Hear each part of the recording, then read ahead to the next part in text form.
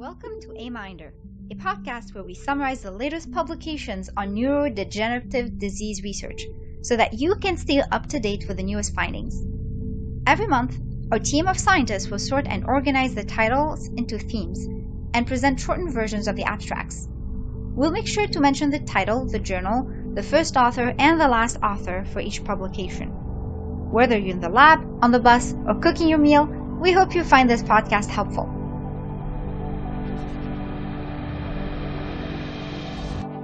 Hello everyone, my name is Anusha, and I'll be your host for this episode, where we'll be covering papers that were published in August of 2020.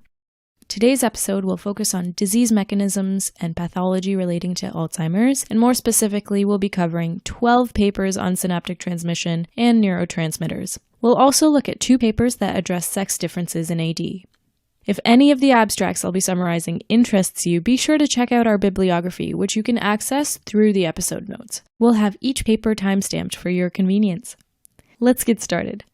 The first paper for this episode is titled Exploring Shared Pathogenesis of Alzheimer's Disease and Type 2 Diabetes Mellitus via Co-Expression Networks Analysis. This was published in Current Alzheimer Research by first and last authors Zhu and Zhang.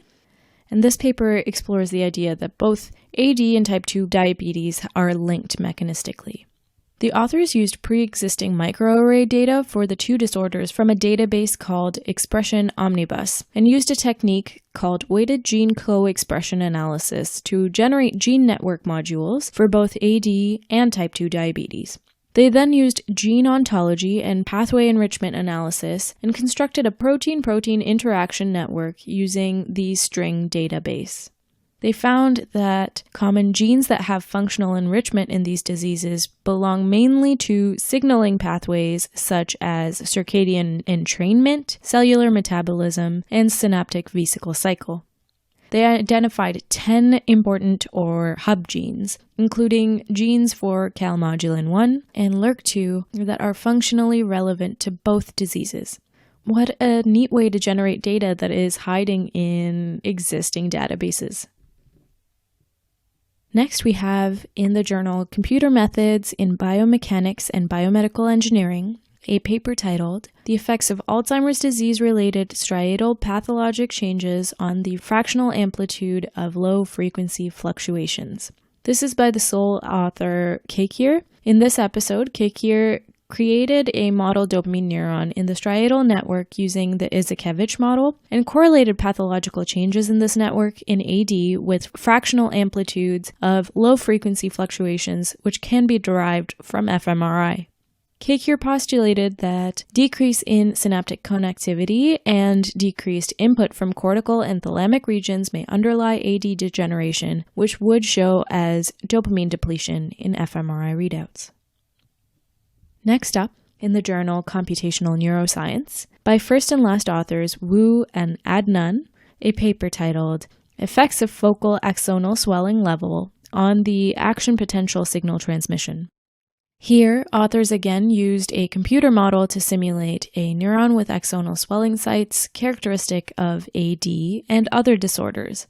They hypothesized that in the regions of axonal swelling, the membrane properties will be such that an action potential cannot be evoked at these sites. They modeled these sites by combining 2D cylindrical symmetric models with 1D that capture ion flows up and downstream of these spherical swell sites.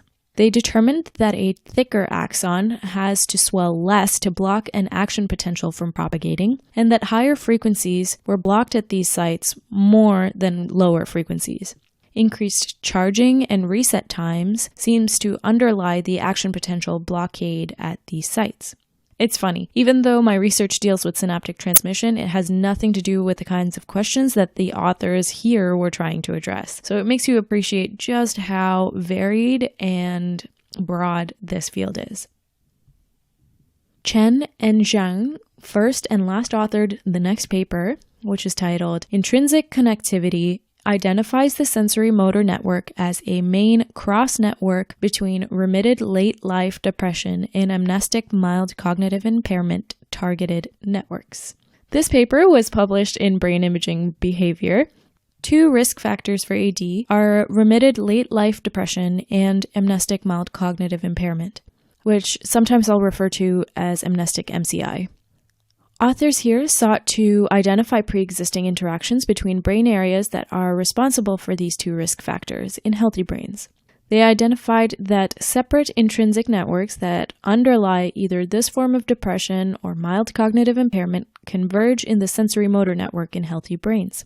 And each of these distinct regions support different cognitive functions. They suppose that what puts healthy individuals at risk is the breakdown of the cross-network that are linking these brain functions and regions together.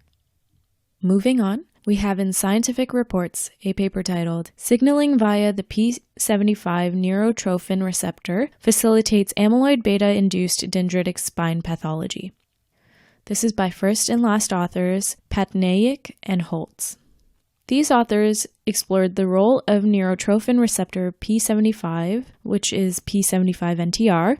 This can actually bind to amyloid beta oligomers. So they wanted to explore what this does for dendritic spine morphology and pathology associated with AD. They identified that in hippocampal neurons from wild-type mice, removing or overexpressing P75NTR either rescued or exaggerated the loss of spines normally observed with A-beta treatment. They also found that this protein activates RhoA or ROC signaling, which resulted in a quick actin spinoskeleton stabilization. So they suggest that this activation may underlie one of the earlier neuropathological features of AD.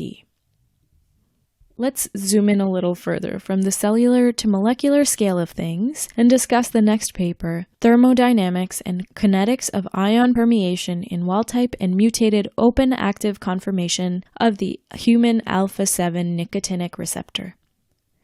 This is by first and last authors Catone and Maragliano and was published in the Journal of Chemical Information and Modeling.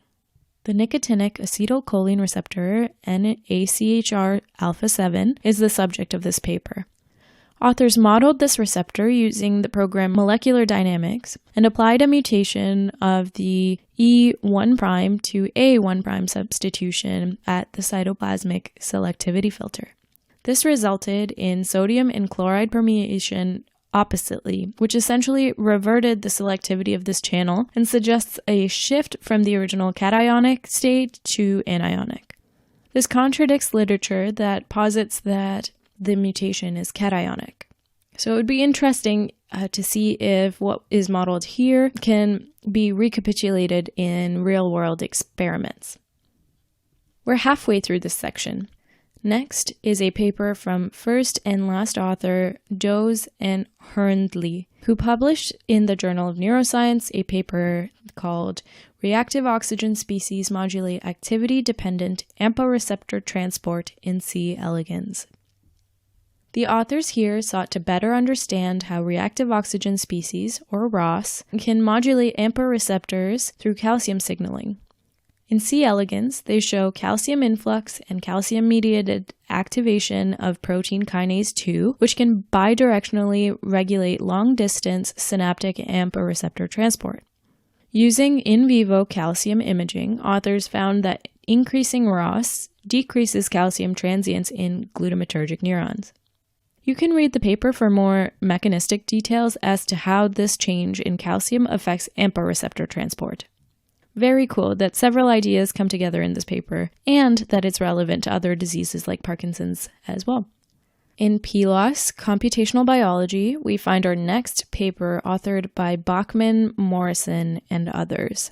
This is called Firing Rate Homeostasis Counteracts Changes in Stability of Recurrent Neuronal Networks Caused by Synapse Loss in Alzheimer's Disease. The authors of this paper sought to better understand how loss of synapses, specifically excitatory synapses, could alter dynamic characteristics. They found through network analysis or network modeling that loss of synapses on excitatory neurons reduced the sensitivity of this network to small changes, thus resulting in a reduced computational capacity of the network. By increasing firing rate at remaining synapses, you can rescue the entire network's deficits. not just firing rate, but also sensitivity to changes, impart a homeostatic control on excitatory activity. In Alzheimer's research and therapy is where we'll find our next paper, The Two Phases of Synaptic Failure in the APP-NLGF Knock-in Mice. Latif Hernandez and Balshan are the first and last authors here. The authors wanted to address the limitations of the translatability of animal-based AD research by using a newer APP knock-in model with expression levels that are much closer to pathological levels. They performed extracellular and whole cell patch clamp recordings in these APP-NLGF mice and compared them to control APP-NL mice. They found a deficit in LTP at 3 to 4 months of age in the prefrontal cortex in the AD-like mice that extended through to the hippocampus and is further aggravated later on at 6 to 8 months of age. In miniature excitatory and inhibitory events, they also found an increased excitatory and inhibitory presynaptic activity and moderate increases in postsynaptic inhibitory function. Moving on, we have Gemmell, Pack, and others who authored the paper, Centralcholinergic Synapse Formation in Optimized Primary Septal Hippocampal Co-Cultures. This was published in Cellular and Molecular Neurobiology. Researchers here have created a co-culture of septal and hippocampal neurons to study cholinergic synaptogenesis and remodeling. They used different growth conditions to identify which ones were optimal for synapse formation. They didn't offer specifics in the abstract as to which conditions were best, but stated that they were able to create physiological synaptic partners that replicated in vivo synapses. So visit the paper for more details. In Frontiers in Aging Neuroscience, the next paper we'll be going over is Attention and Functional Connectivity Among Patients with Early-Stage Subcortical Ischemic Vascular Disease and Alzheimer's Disease. This is by Chu, Kuo, and others. In this study, researchers evaluated the cognition and fMRI of 20 patients with subcortical ischemic vascular disease. I'll call this SIVD. 32 patients with AD and 23 control subjects were also looked at.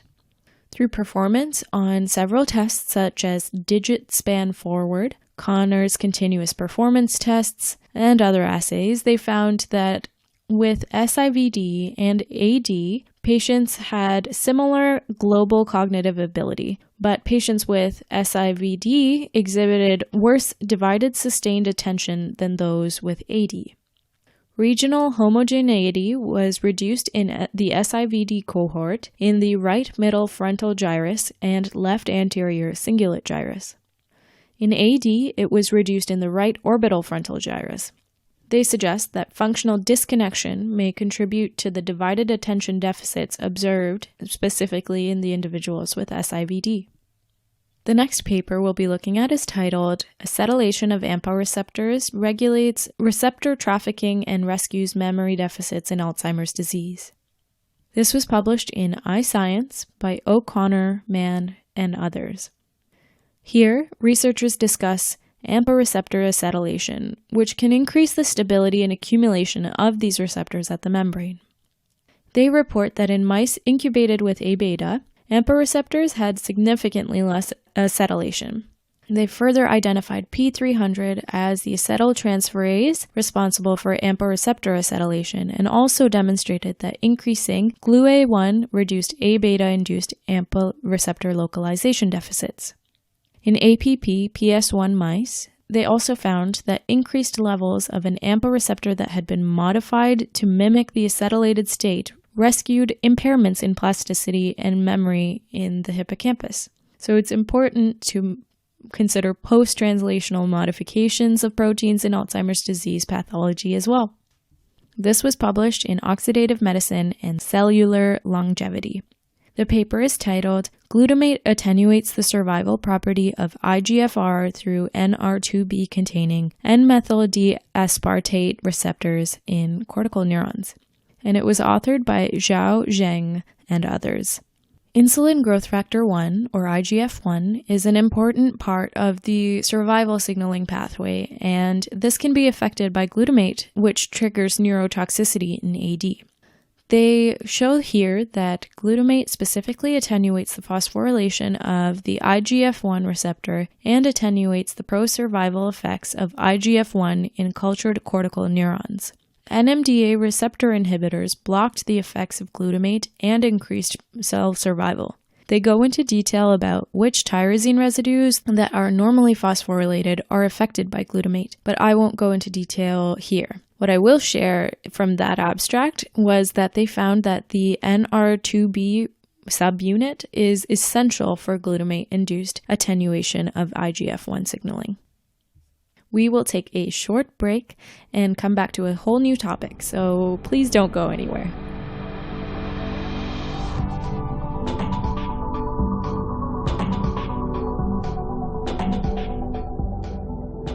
Let's switch gears now to a topic that I have vested interest in, given that my master's research was looking at sex differences. I like seeing this in the literature because it's important not to generalize everything to both males and females when there could be mechanistic differences between the two sexes. That's how you end up with, heart medication that is less effective for women than it is for men. Anyway, we have 2 papers in this category that looks at sex differences in AD.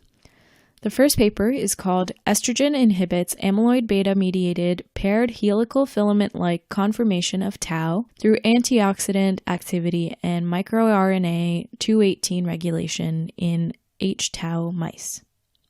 This paper comes out of the Journal of Alzheimer's Disease, with the first author being Guglielmoto and the last author Tamagno. Cognitive decline in AD is more extensive in women than it is in men, and this could be correlated with estradiol levels. The researchers used a transgenic mouse model expressing human tau and found that ICV, or intracerebrovascular injections, of A-beta peptides induced pathological changes in conformation and hyperphosphorylation to the tau proteins in male mice and female mice who had their ovaries removed, or overectomized mice. So these mice essentially don't have their main source of estradiol anymore. However, in control females, these pathological changes were not observed. Treating the overectomized mice with estradiol prevented the pathological effects of A-beta. So they suggest that this is through the modulation of antioxidant activity as well as through the expression of the tau-linked microRNA 218. That's quite promising, since we already have the means to treat postmenopausal women with estradiol. Next, out of the Journal of Alzheimer's and Dementia AMPA, is our final paper by first and last authors Corona, Long, and Backer. This is called Comparison of Male and Female Patients with Amnestic Mild Cognitive Impairment, Hippocampal Hyperactivity, and Pattern Separation Memory Performance. So we've talked about disease progression being worse in women, but there's also differences in the risk of developing AD, which is higher in women and may be linked to the fact that women have a longer lifespan than men. These researchers wanted to look beyond the variable of age and study sex differences in hippocampal hyperactivity in Alzheimer's disease.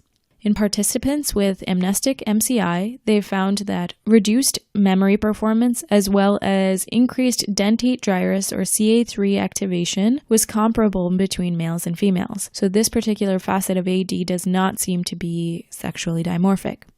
I just want to point out that I know that I've been mixing the terms males and females with men and women, and the former is addressing sex rather than gender, and scientifically we should be saying males and females, but I don't know. When we talk about humans, I feel a little bit cold not to use men and women. So it's my personal preference that I chose to use those terms, but if you'd rather I uphold scientific rigor, please give us your feedback. These are the kinds of things that'll help us improve the podcast. That brings us to the end of this section and this episode. Remember, you can find the bibliography for this and all episodes, which will be linked through the episode description. And I also wanted to take a moment to mention that the Canadian Consortium on Neurodegeneration in Aging will be hosting a virtual CCNA Partners Forum and Science Day. This is going on from October 14th to the 17th this year, 2020. So you can check out their website for more details. Stay tuned for another episode, also hosted by me, on a closely related subject, changes to cognition and behavior associated with AD, if that interests you. Thank you for listening, and I'll turn it over to Sarah now. That's it for this episode. A huge thank you to the team that is working on sorting, summarizing, and scripting these abstracts, as well as the operations behind AMiNDR. The music is from Journey of a Neurotransmitter by Anusha Kamesh, musician and fellow scientist, and a member of the AMiNDR team. You can find the original piece and her other music on SoundCloud under Anusha Kamesh or on her YouTube channel, AK Music. Interested in joining the team? Give us a shout! We can always use help with content development, podcast editing, advertising, and you can be part of a new and exciting venture. Reach us by email at aminderpodcast@gmail.com or follow us on Twitter. Oh, we're also on Facebook now. Don't forget to subscribe to our mailing list if you want access to the bibliography for each of our episodes. The references come with timestamps. Timestamps. So you can more easily locate the paper that caught your interest. Check our notes below for details on how to sign up.